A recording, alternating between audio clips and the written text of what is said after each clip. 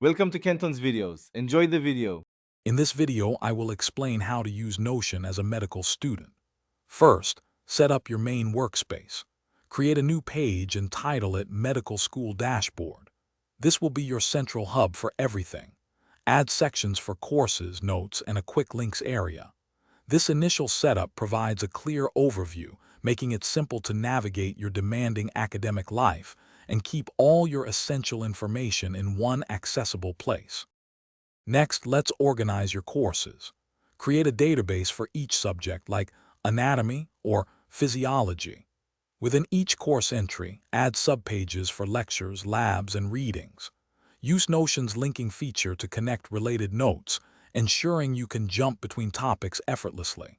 Employ toggle lists to hide detailed information until needed, and use callout blocks for important definitions or clinical pearls, making your notes highly interactive and easy to review.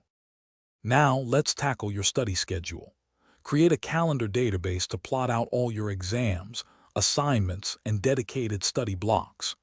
Add properties to track your daily study hours, allowing you to monitor your progress and identify areas needing more attention.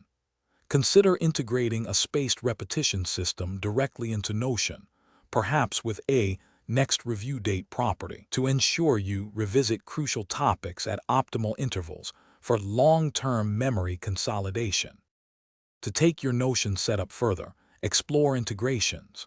You can link to external tools like Anki flashcards or PubMed articles directly within your Notion pages, creating a truly comprehensive study environment.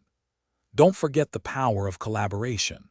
Share specific pages or databases with your study group to work on projects or compile shared resources.